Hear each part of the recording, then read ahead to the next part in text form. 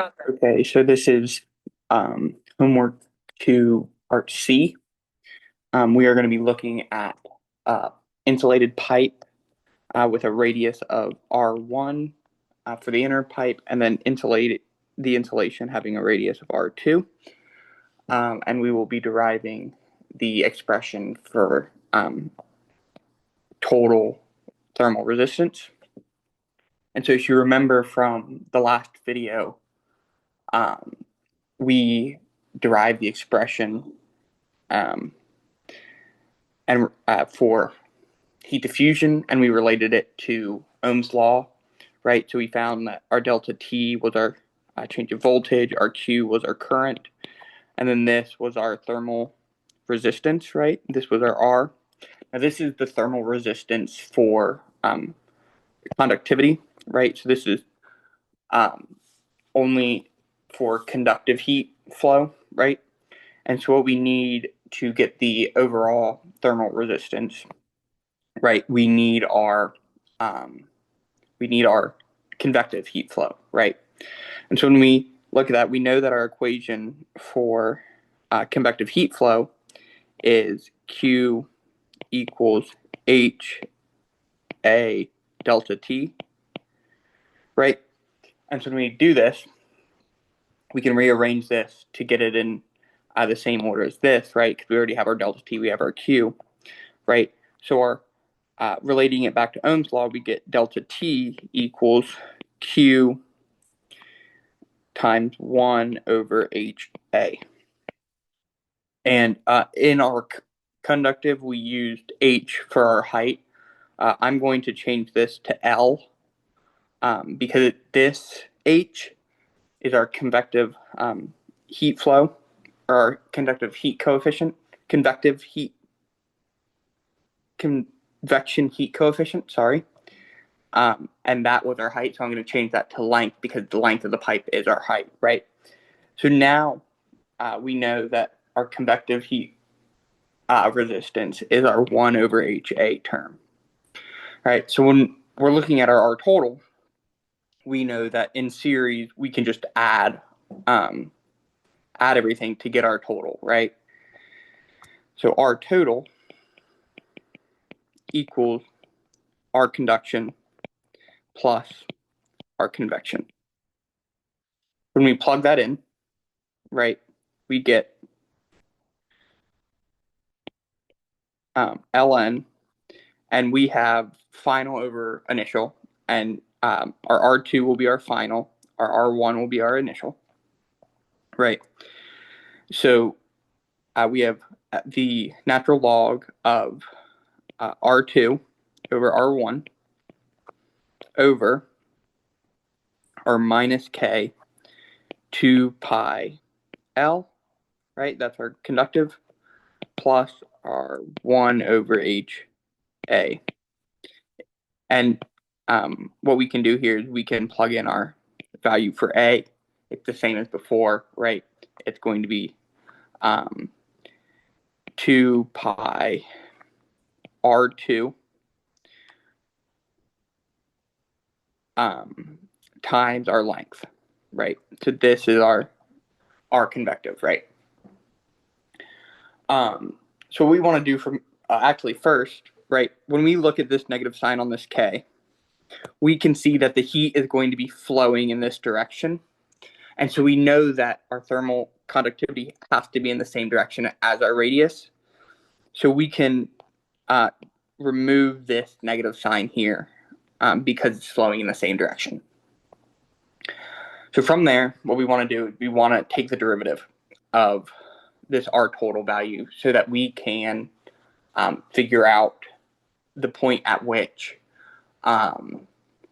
there is where the insulation adding that is helpful and to what extent it can be helpful, right? So we're basically we're going to end up finding our second derivative to find our maximum and our minimum, right? So when we take this derivative, we get d R total. We're going to take it with respect to the second radius, right? So R2.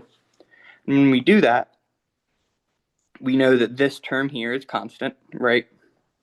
So we get 1 over k 2 pi L times the derivative of the natural log of R2 over R1, which will be R1 over R2 times 1 over R1.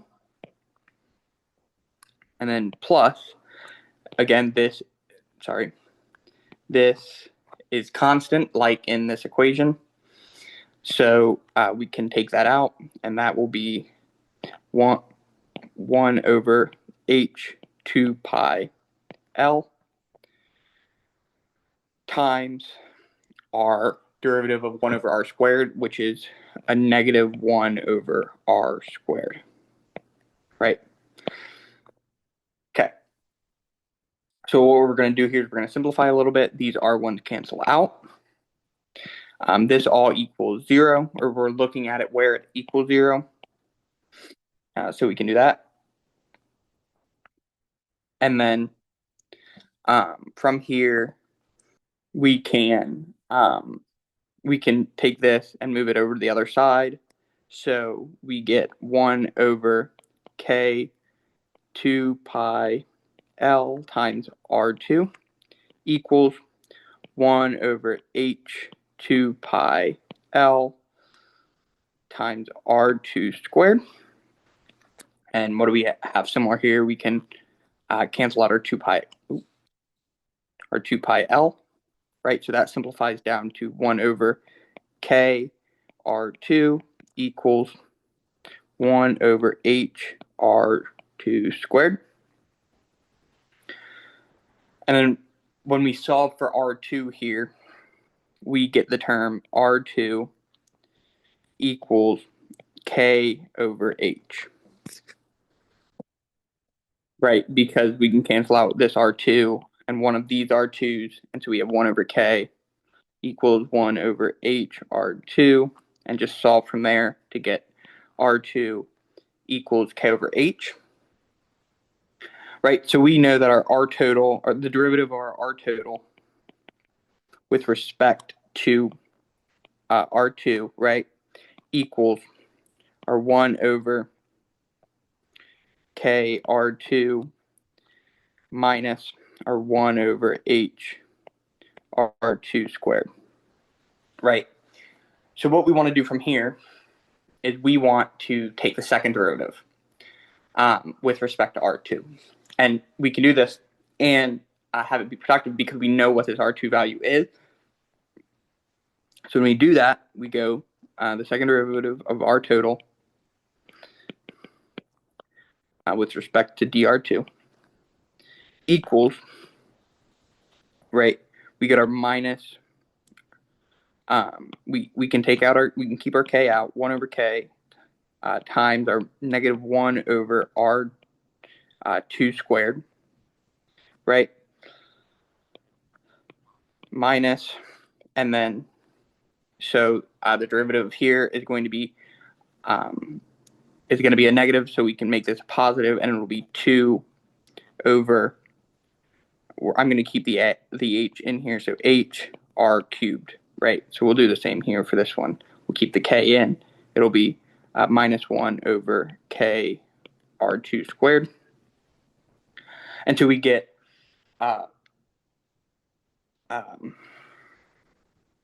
minus 1 over k r2 squared plus 2 over h r2 cubed, right? And so we can plug in our R2, right? So we'll move it up here. We'll get our minus 1 over k times k over h squared plus 2 over h k over h cubed, right? And we can simplify this down, right?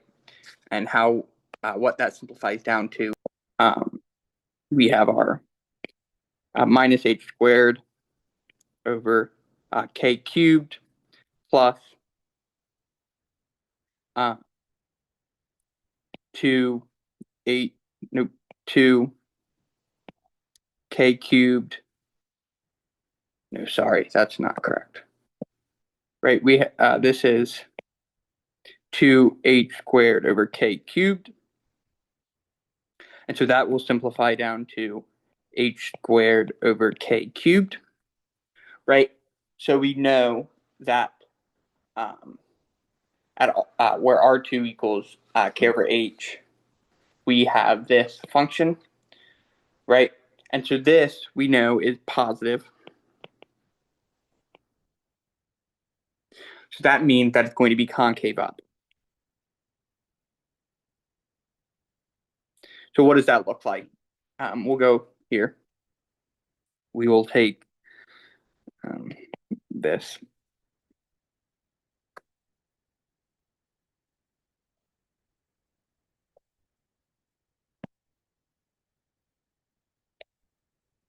Right.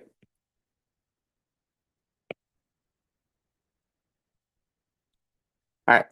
So when we graph this, right, we have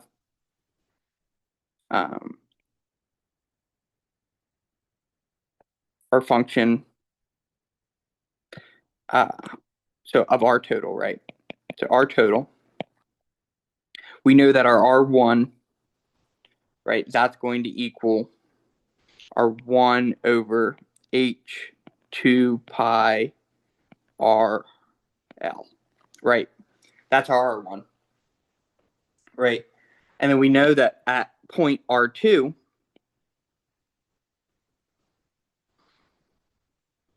right, R2, that equals our k over h. Well, we just found, right, that this is concave up. So what does that mean? It means that when we go through here at our R2 value, we're going to have our minimum, right?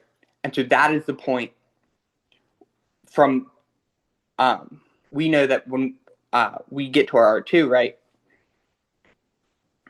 where our R2 equals k over h, that's going to be, that's actually going to take more or cause more heat loss, right? There's more thermal resistance, or and so there's going to be more heat loss, right? So if we're going to insulate, we have to finish out this curve, right? And when we do that, we get this point here, right? This is our critical point. This is the point at which the insulation, adding insulation breaks even, right? So if you're going to add any insulation, the amount of insulation has to reach this critical point. And then any more insulation added would be a benefit. But before that critical point, adding insulation actually hurts or causes more heat loss, which is not ideal for most systems, right? And so that's what we found just by relating our thermal, our conductive resistance and our convective resistance for an insulated pipe.